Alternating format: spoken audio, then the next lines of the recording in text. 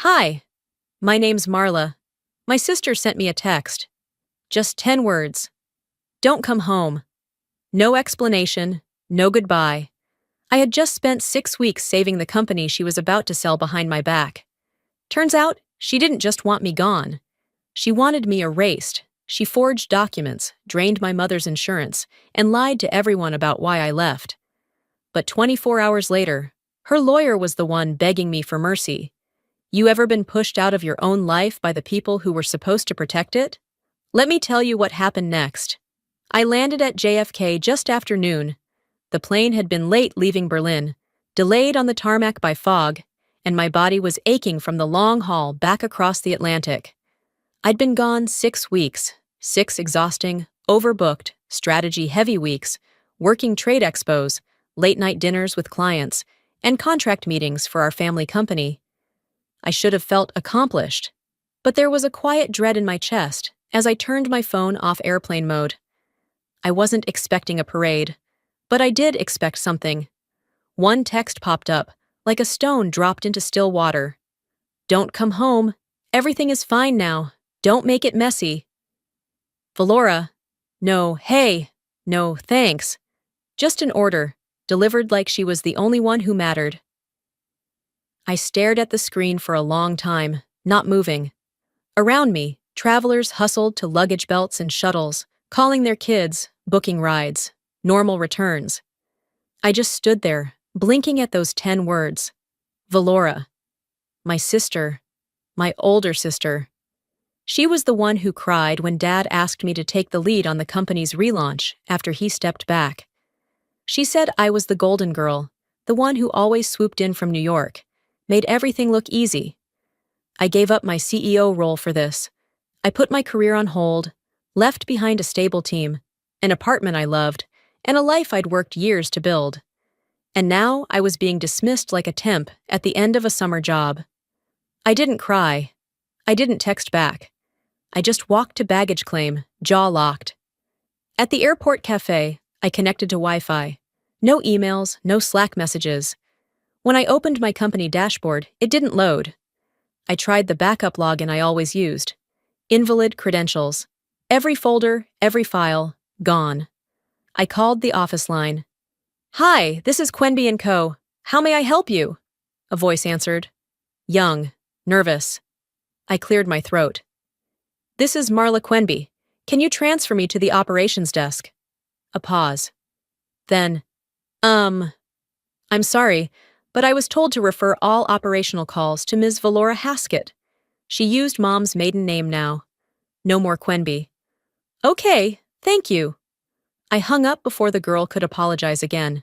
By the time I got to my hotel in Asheville, one I had booked myself, since clearly nobody had planned on hosting me, I'd called 3 more contacts. No one answered. No one called back. I pulled out my personal laptop and accessed my archived drive. Years of work, strategic plans, equity evaluations, debt structure models, all mine, all tied to my login. I typed in the business registry code. A loading wheel spun, then stopped. Quenby & Co. Managing member, Valora Haskett. No mention of me. No secondary officers. No pending amendments. No record of my role. It was like I'd never been part of the business. She hadn't just locked me out. She'd erased me. I stared at the screen. I felt hollow, not angry, not hurt, exactly. Just hollow, like air where something solid used to be. Back when I first agreed to help, Valora cried. Said she was drowning. Said I was the only one who understood the company's soul. I didn't hesitate. I dropped everything. I worked 16-hour days rebuilding the product pipeline, renegotiating our shipping contracts, securing grants from artisan co-ops. I had spreadsheets time-stamped at 2:47 a.m., emails confirming supplier agreements, even my own handwriting on the master plan sketch hanging in the boardroom. But my name? That was gone. I checked the state tax filings. She'd submitted a new EIN registration, under a holding company she owned. The Quenby name still appeared on the storefront, but behind the curtain, it was all hers. I took a long shower that night. I didn't sleep. Around 3 a.m., I sat at the edge of the bed, laptop open on my knees. The light was dim, blue, casting shadows across the beige carpet.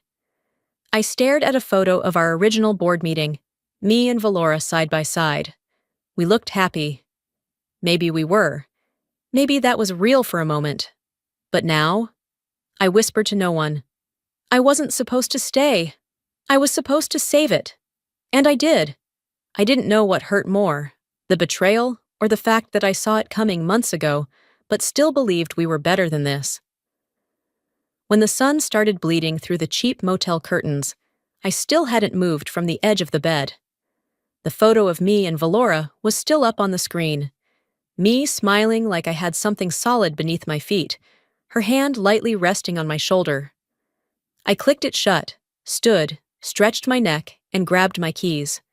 There wasn't a plan. Only instinct. The cab dropped me off in front of my old apartment building. Our building, technically, on Claremont Street. The place looked the same. Same brittle lawn chairs by the entry. Same scent of cedar oil from the lobby diffuser Valora insisted we use to make it feel boutique. I rode the elevator to the 5th floor, already fishing for my keys. My hands moved by memory, but my chest was tight. I stopped outside Unit 512, the one with the sun-facing window I used to love in the late afternoons. I slid the key in. It didn't turn. I tried again, still jammed. I knocked. Nothing. After standing there for 2 full minutes, silent, stupid, exposed, I took the elevator back down and asked the building manager if something had gone wrong with the lock. He squinted at me like I was some door-to-door rep. "You're Marla, right?" I nodded. "That unit's been released. New tenant moved in last week." My mouth went dry. "Excuse me? Didn't Valora tell you? I assumed you'd been informed." I laughed under my breath, not from humor, just to keep from breaking. No, she didn't." He looked uncomfortable. "Sorry. I think there's a box for you in the mailroom." It was labeled miscellaneous, a cracked photo frame, a handful of old business cards, a manila folder with my original pitch for the Quenby relaunch, creased as if someone had thumbed through it without care. That was all. "Where's the rest of it?" I asked him. He hesitated. "Some was claimed by the company. The rest, I think Valora had sent to storage or donated. That's what I was told." "Of course she did," I said. On the sidewalk outside, I stood with that flimsy box in my arms while the wind picked up around my ankles. I stared up at my old window. My curtains were gone, replaced with floral beige ones that looked like something Valora would pick. I bet she gave the new tenant a discount just to erase my name from the buzzer. Later that afternoon, I drove out to a cousin's baby shower. Not because I wanted to celebrate, but because I needed to see someone, anyone, who hadn't been given the Valora version of me. The event was at a small community center by the river. Finger foods on plastic platters, balloons, pastel cupcakes. Valora was already there. She wore pale pink, her hair pinned just right, smiling like she'd just closed $1 billion deal. She waved at a group of our aunts and said something with her back turned to me. Then I heard it. "She came back, yes," she said, glancing over her shoulder without looking directly at me. But it was too much for her. "You know, Marla, she's never been the family type." Laughter rippled gently, like gossip in a church hall. "She left again, didn't she?" someone muttered. "I heard Valora had to rebuild the whole thing from scratch." Another voice chimed in. My jaw clenched. I didn't speak. I didn't correct. I just stood there, smiling tight, cheeks burning, and reached for a cookie I didn't want. On the drive back, I didn't play music. The car was quiet except for the turn signals and the faint rattling of the box in the seat beside me. Somewhere between the third red light and my exit ramp, I stopped thinking about the words they said. I started thinking about the strategy behind them. Valora wasn't just removing me from the business. She was rewriting the narrative, repainting me as flaky, soft, unreliable. A liability, not a leader. And she knew exactly how to do it. With a smile. With practiced grief. with phrases like, "She just needed time," or "Some people can't handle pressure." That night, back at the motel, I opened my laptop and stared at my archived financial documents. Spreadsheets, memos, invoices. I didn't cry. I didn't shout. I just started categorizing the files, color-coding the ones with timestamps, tagging the ones that would matter in court. I wasn't plotting revenge. I was building leverage. She thinks I ran away. Let her. What I'm about to do requires silence. By morning, the motel room was filled with a dull amber glow. I hadn't slept, just sat there, methodically sifting through every document I'd saved over the years. Every revision, every funding request, every bank transfer I'd signed off on. I wasn't searching for revenge. I was verifying the history she'd rewritten. Halfway through my second coffee, I found it. A transfer labeled Emergency Operational Float, $60,000. My money, wired from my personal account at First National to Quenby & Cobra's vendor fund during the worst quarter we'd ever had. No documentation acknowledged me. I pulled up the matching internal memo. Valor had logged it as temporary family assistance, unallocated. No mention of the source, no mention of me. That wire had kept the lights on. It had paid half the overdue salaries when our production lead threatened to walk. And I remember clearly, I didn't ask for payback, but I damn sure didn't ask to be erased either. I leaned back in the chair, staring at the ceiling like it held the next clue. The silence in that motel was heavier than any courtroom I'd ever faced, and I'd been in a few. Next, I opened the file for the power of attorney Valora insisted I sign before leaving for Berlin. I remember the lunch clearly, her fake casual tone, the way she said, "It's just a precaution. You'll be out of the country. What if we need to approve something urgent?" At the time, I didn't think twice. I trusted her. That was my first mistake. Now, I compared it side by side with the version currently on file with the state registry. Different timestamp, different notary, different IP. Her version authorized full execution of ownership decisions. Mine was limited, strictly operational. She forged it. I stared at the signatures like they were written in another language. That wasn't just strategy. That was theft, with legal implications. I needed someone who didn't flinch at this kind of thing. I called Elias. He answered on the second ring, voice clipped and alert. I was wondering how long it would take. "I need your eyes on a document," I said, "and I need discretion." "You know how I operate, Marla." I sent the files within minutes. He didn't talk much after that. Just read, clicked, scanned, breathed. "This isn't a bad forgery," he said. "It's a lazy one. That's better for us." "What's my exposure?" I asked. "You're clean. She's not. But you're not going to win this in the press or through pity. You're going to win this with precision, and I don't go public until you're ready." That was the thing with Elias. He didn't reassure. He calculated. He was a scalpel, not a sword. We hung up. I sat with that silence again. And then, I dialed Valora. It rang longer than I expected. She picked up with a flat, quiet tone. "Well, I figured you'd call eventually." "I found the transfer," I said. "The 60 grand I wired." A pause, then. "I never asked you to pay anything. Maybe you just needed to feel useful." My breath caught for a moment. Not because I was hurt. Because I was stunned by how neatly she sliced the truth into something she could live with. "You're going to regret that," I said. My voice didn't rise. It never does when I mean what I say. She laughed softly. "You always were so dramatic." And with that, I hung up.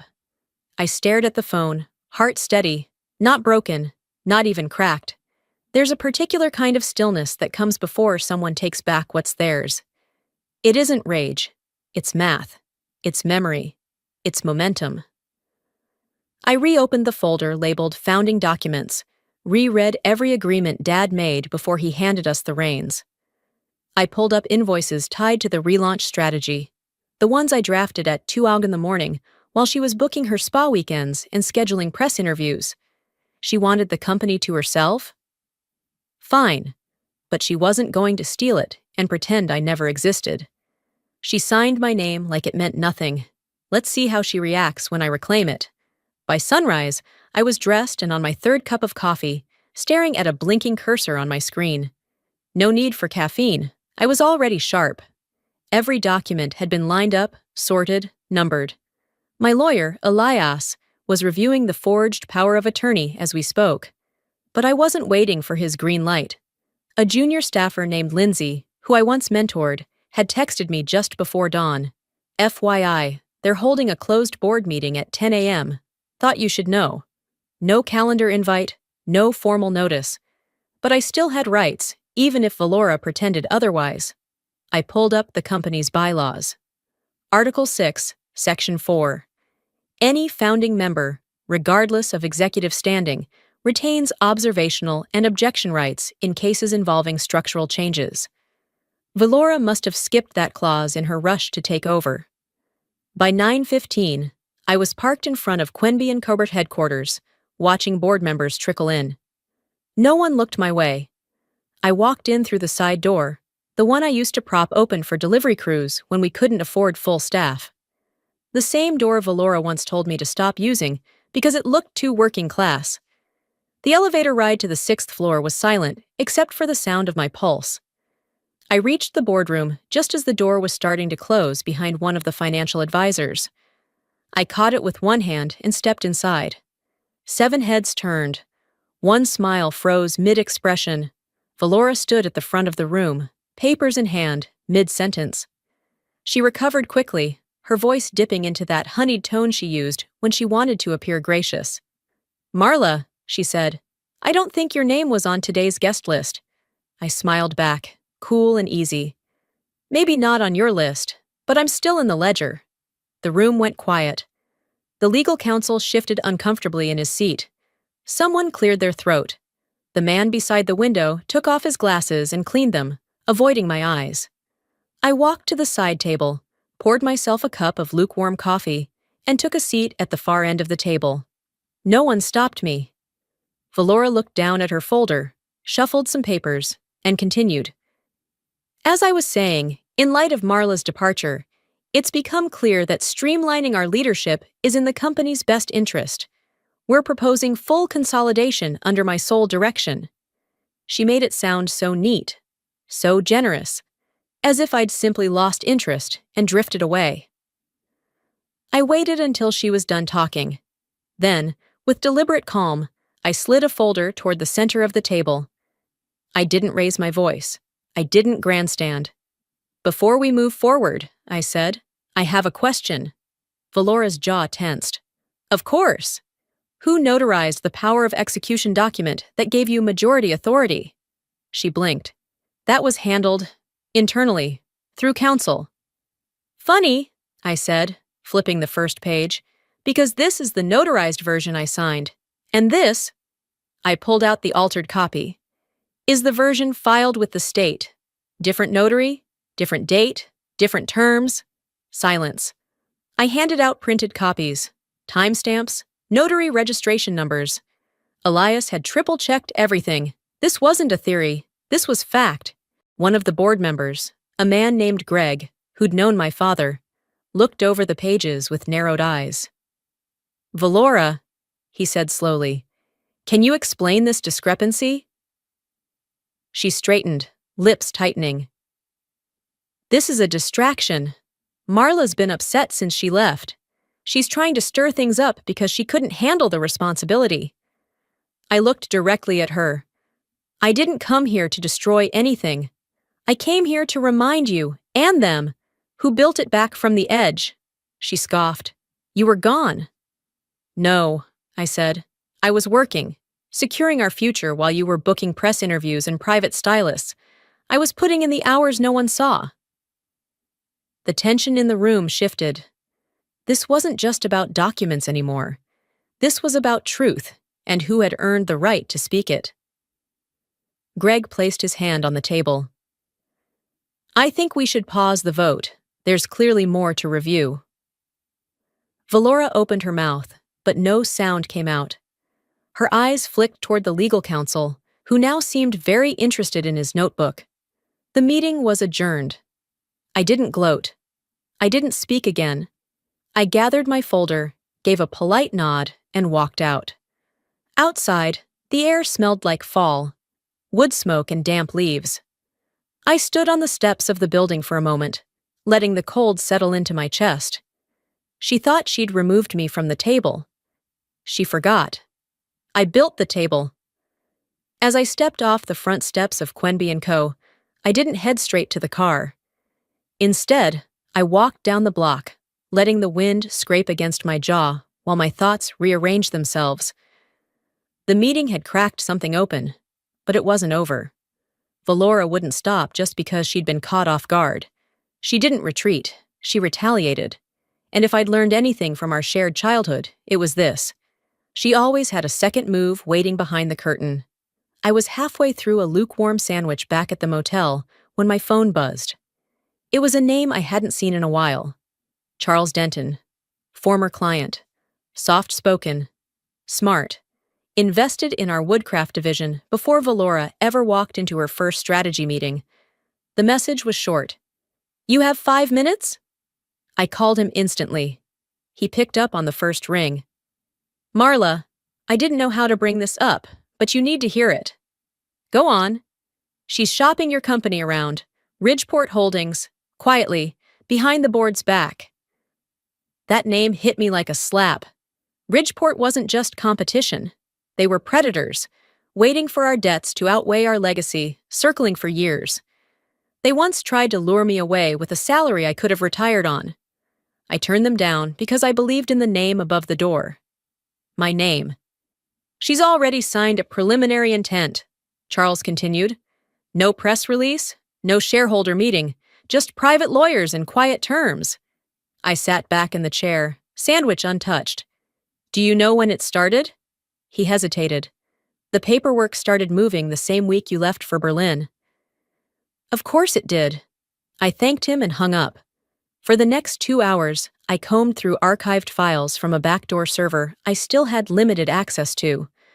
Valora probably didn't even realize the login still worked, one of the old Quenby testing domains we used when building the new client portal.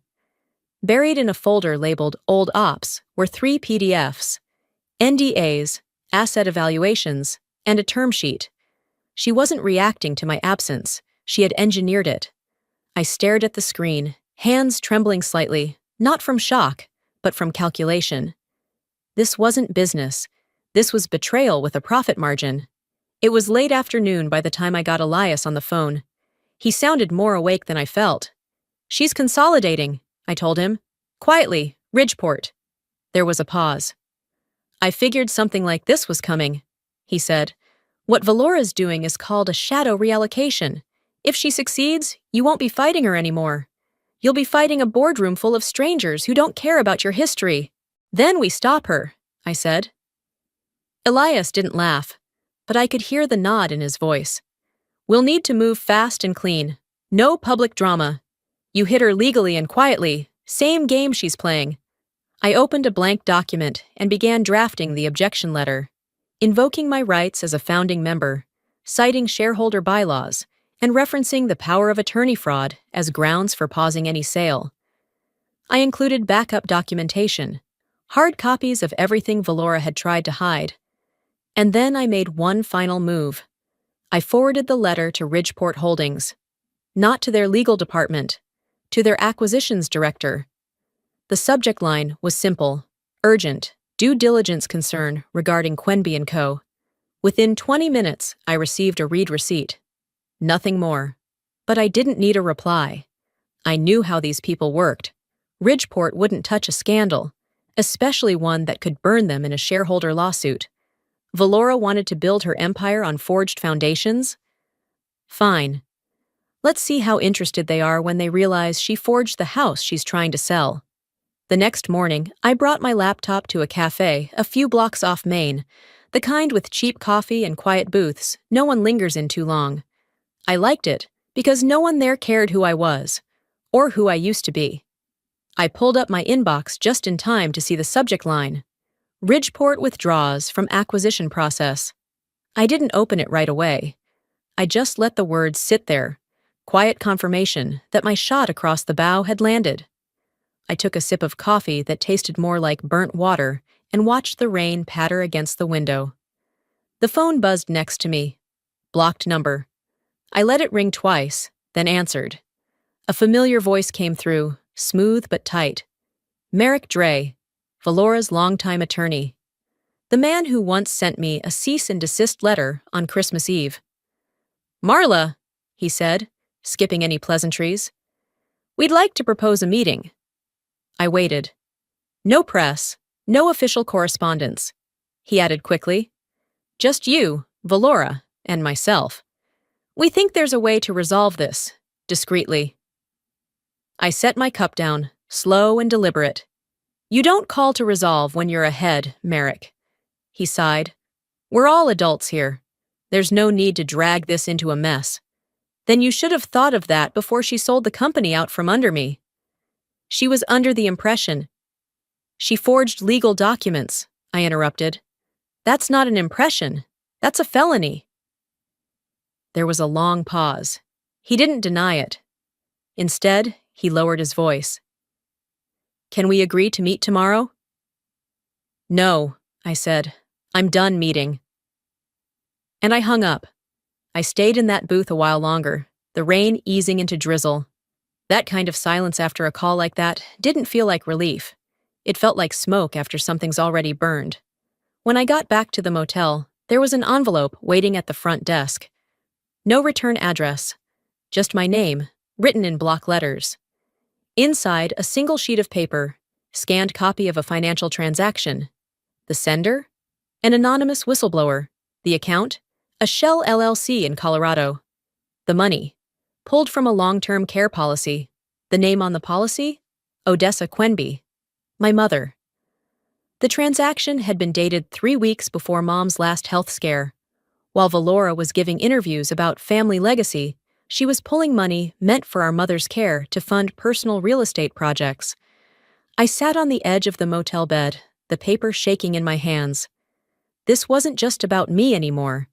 This was theft from a woman who had spent her life holding us together with grace and casseroles and silent sacrifices. A woman who trusted her daughter to protect her, not profit off her. I called Elias. He picked up instantly. "I'm forwarding you something," I said, my voice low. "It's about Mom." Minutes later, he confirmed it. "It's enough. More than enough. This isn't sloppy accounting. This is criminal exposure." "Let's hold," I said. "Why?" Elias asked, surprised. "Because right now, she still thinks she's got time to maneuver. Let's give her a choice." "Marla?" "I'm not doing this to crush her. I'm doing this so she knows exactly what line she crossed. I want her to feel it before the lawyers get involved." He went quiet, then said, "Understood." That night, I opened a new document. I drafted a cease and desist letter citing misuse of funds, forgery, and fiduciary violations. I attached copies of the Ridgeport withdrawal notice, the financial transfer from Mom's policy, and a screenshot of the falsified power of attorney. Then I wrote one sentence. Just one. "You didn't just steal from me. You stole from Mom." I addressed it not to her lawyer, not to the board. I sent it to her personal email, the one I used to send birthday invitations from when we were kids. I stared at the screen for a full minute before hitting send. It went without a ping, without a reply. But the silence afterward? It wasn't peace.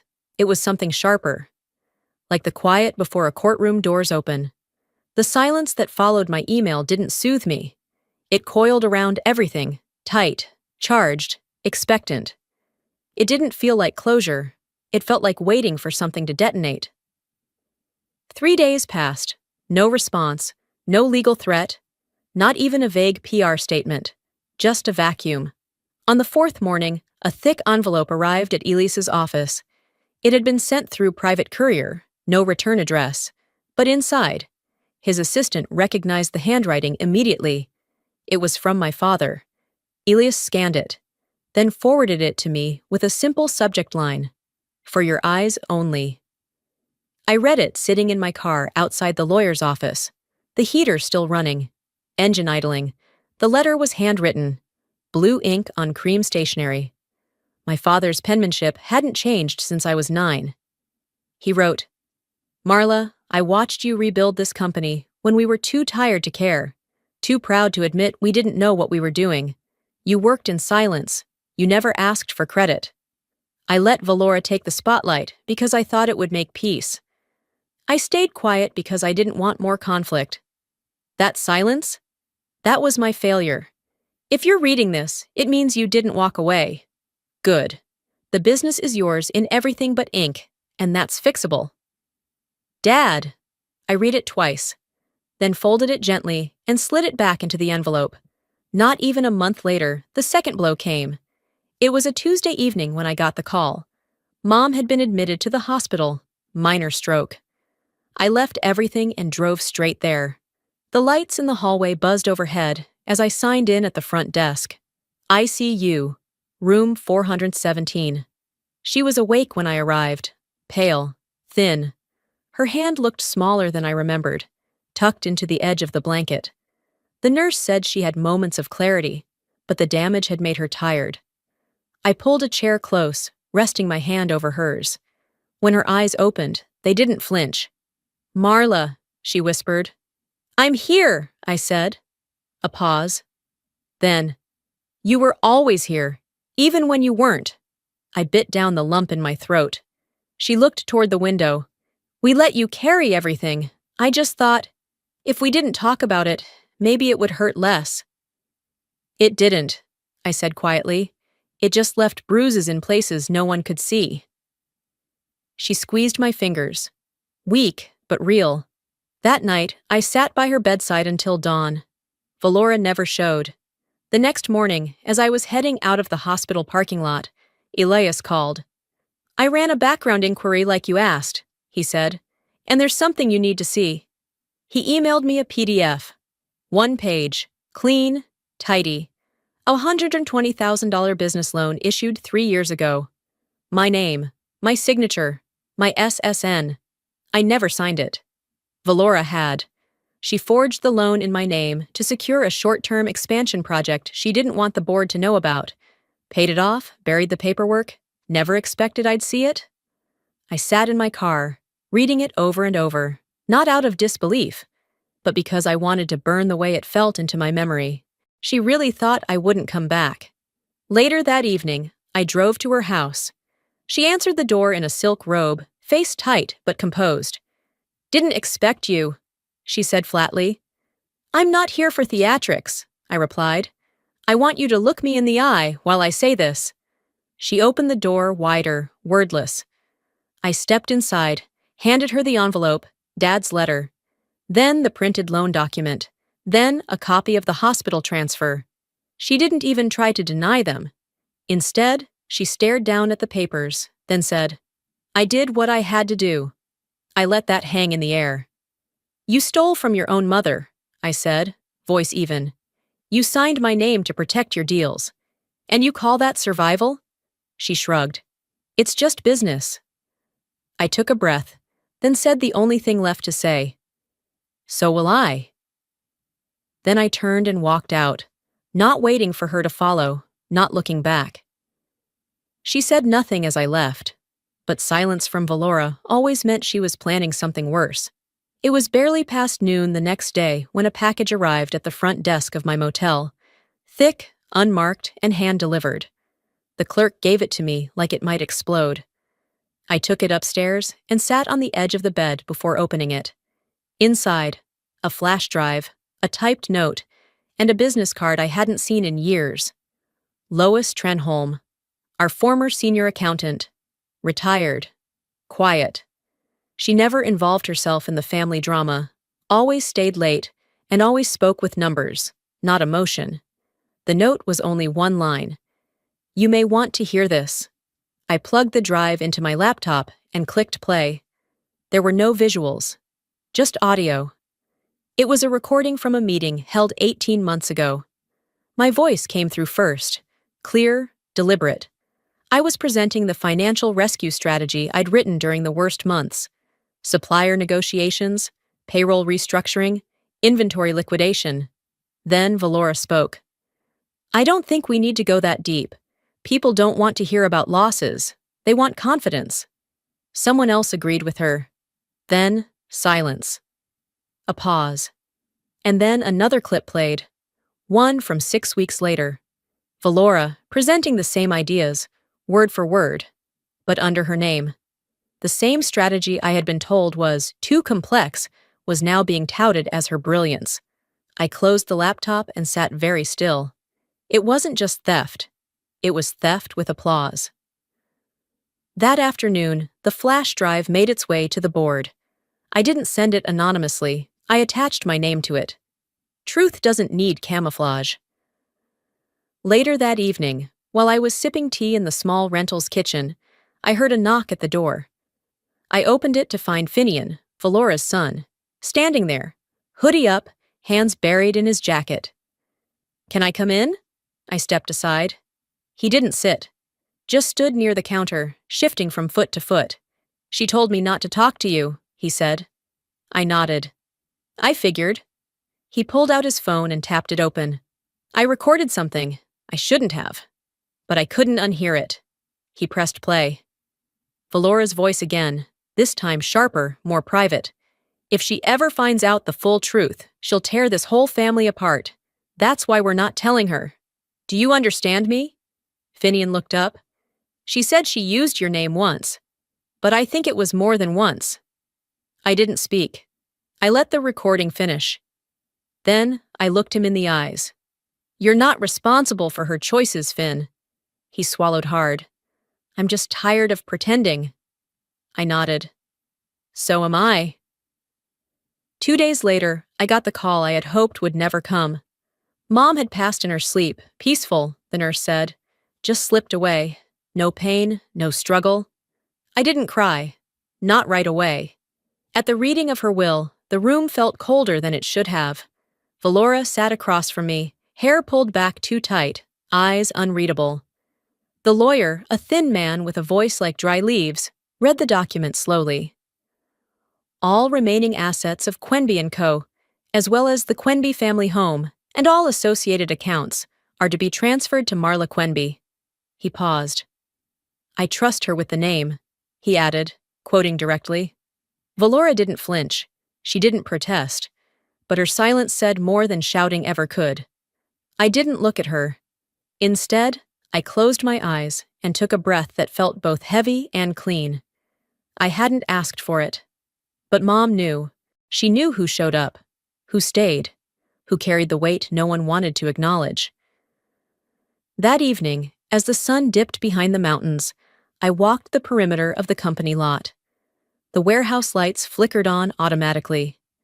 I stopped at the back wall, where our father once carved the Quenby crest into brick. Valora's name had been scraped from the brass plate by the door. Not by me, by someone inside. I never asked who did it. The day after the will was read, Valora packed her things and left town. No farewell, no announcement, just gone.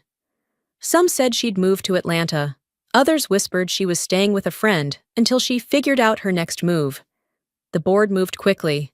They restored my access, updated the public listings, and quietly removed any references to Valora from marketing materials. No drama, just procedure. Finian stayed with me that fall, said he wanted to finish the semester without being in hiding. I didn't press for more. We ate breakfast in silence most mornings, and that was enough.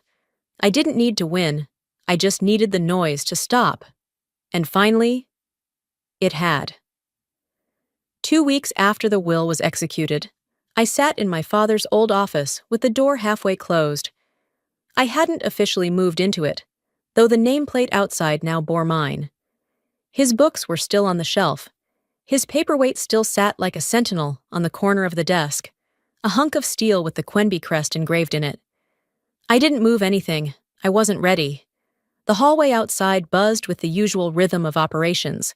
Boots crossing linoleum, printers humming, hushed conversations about supply chains and shipping schedules.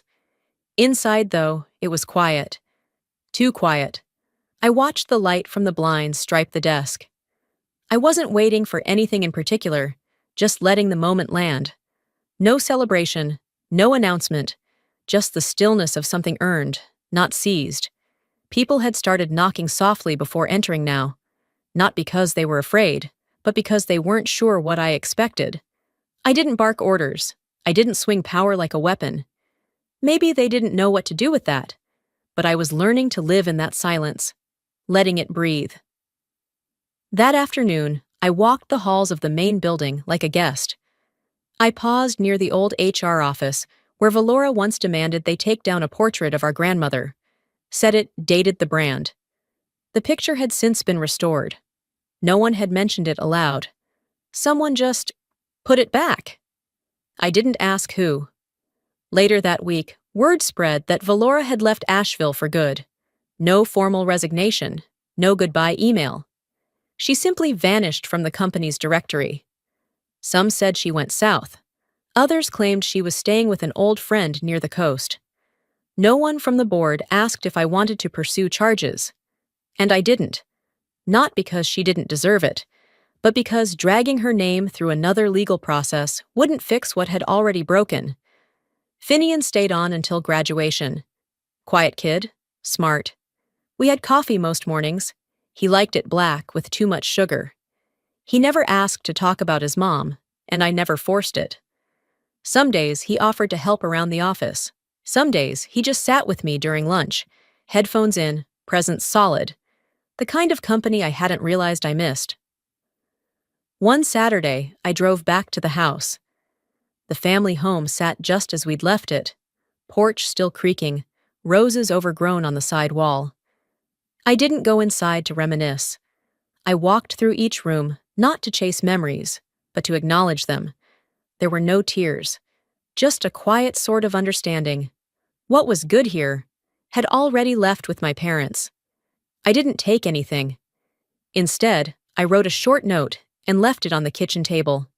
It said only, I held it together. It's time for me to let go. On the way out, I locked the door behind me and dropped the key into the mailbox slot. The following Monday, I returned to the office early. No one was there yet.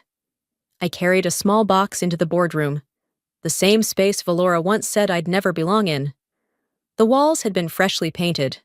A new table, custom-built, now stood where the old one had splintered from years of abuse. I placed my red notebook in the center of it. That notebook had followed me through every phase of the company's rebirth. It held handwritten budgets, staff notes, pitch outlines, even my own therapy scribbles on nights when I thought I was losing my mind. Valora once said, "You're not strong enough to lead." She was wrong. I wasn't strong in her way. I didn't bulldoze, I built. I sat down in the chair at the head of the table, not because I needed to prove something, but because no one else had earned it. I ran my fingers across the grain of the wood. Sleek, strong, clean lines, just like I'd designed it. I looked around at the empty room. No applause, no ceremony. And I whispered, to no one in particular, I didn't want revenge. I wanted the noise to stop. And now, it has. Justice didn't roar. It whispered, and I finally heard it. Before I close this story, allow me to share something personal, something I wish someone had told me earlier in life. When people talk about justice, they often imagine it crashing in with loud verdicts and courtroom drama. But the truth is, justice doesn't always arrive with a bang. Sometimes it whispers. It walks slowly. It takes its time. And sometimes, it looks like choosing silence over revenge, dignity over noise. What I learned is this. You can stand your ground without shouting. You can lose everything and still rebuild. And more importantly, you don't have to match someone's cruelty to prove your strength. If you're someone who's been written off, replaced, or erased, don't let that define your story. You are not the version of yourself someone else tries to rewrite. And when the time comes to reclaim what's yours, you don't need to scream. Just show up. With facts. With proof. With your head held high. Because the truth carries its own weight. Now let me ask you this. Have you ever been replaced in your own life? Has someone you trusted tried to take your story and claim it as theirs? If this story resonated with you, leave a 1 in the comments, or let me know where you're watching from. I read every comment, and I truly love hearing your thoughts and experiences. If you didn't connect with this one, I'd still love to know why, and what kind of story you would want to hear next. And if this story touched something in you, if it made you pause, remember, or maybe even feel a little stronger, please subscribe to the channel. There's always another story coming, one that might feel a little like yours, or maybe exactly like someone you know. Thanks for spending this time with me. Until next time, stay steady, stay kind, and never forget, you can reclaim your voice, no matter how long it's been silent.